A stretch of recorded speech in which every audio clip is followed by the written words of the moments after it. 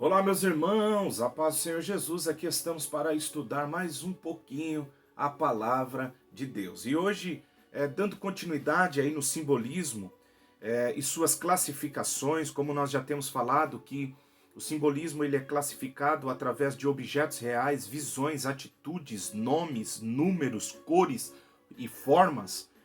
Hoje eu gostaria de falar sobre esse simbolismo do número, ou o que chamamos de numerologia bíblica.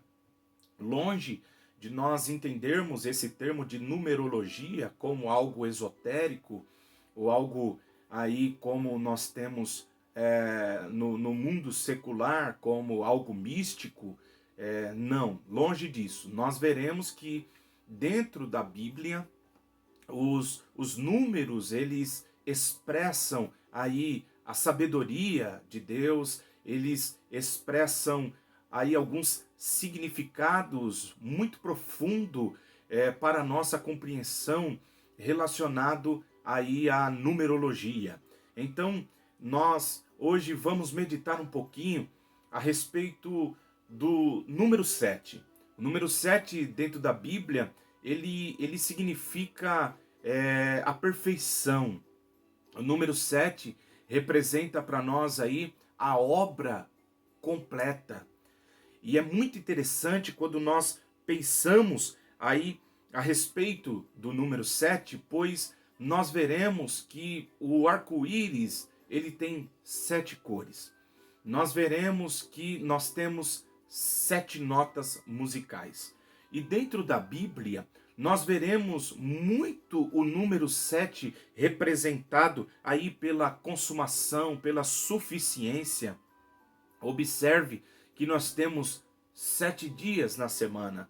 É muito interessante quando nós começamos a pensar sobre o número 7 e o que ele representa dentro da Bíblia. Quando nós lemos a Bíblia Sagrada, nós vamos ver que há 7 festas. Nós veremos que há 7 sacerdotes no tabernáculo diante ali da arca. Nós veremos aí que nos dias de Elias havia 7.000 que não havia se dobrado.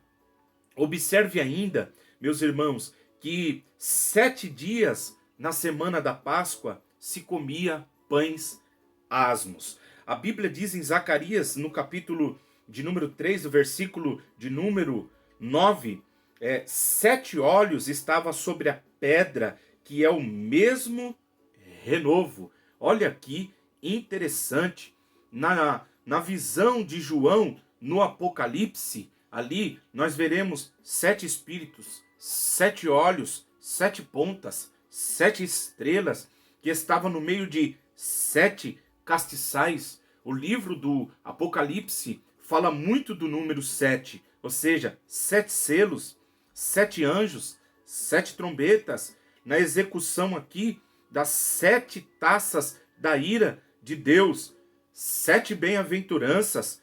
Olha que interessante. Então, quando nós olhamos aí para a palavra de Deus, nós vamos ver que o 7 tem o significado, então, da obra completa. Olha, da perfeição, da plenitude, da suficiência.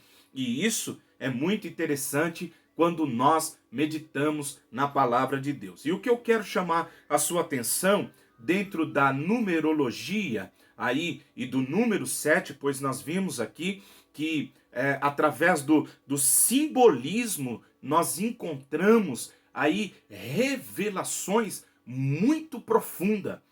E quando falamos então do número 7, falando dessa obra completa que Deus ele opera, não é que há 7 espíritos, não. Há um espírito que opera aí de uma maneira completa, né, com características que operam de maneira tremenda. Então, quando nós olhamos para o Salmo de número 23, o Salmo do Bom Pastor, nós vamos ver que Davi, ele também faz uma relação com essa numerologia. É muito interessante, por quê?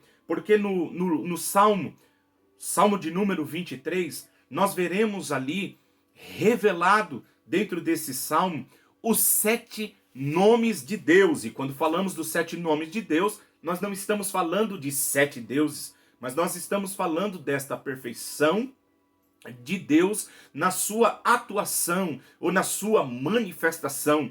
E no Salmo de número 23, nós veremos então o salmista descrever aí esse Deus que se manifesta como seu pastor, né? E as características que esse pastor, então, ele é revelado dentro desse salmo na mentalidade de Davi. No Salmo de número 23, nós teremos 7 nomes de Deus e teremos 12 promessas. Depois nós falamos do número 12 dentro da numerologia.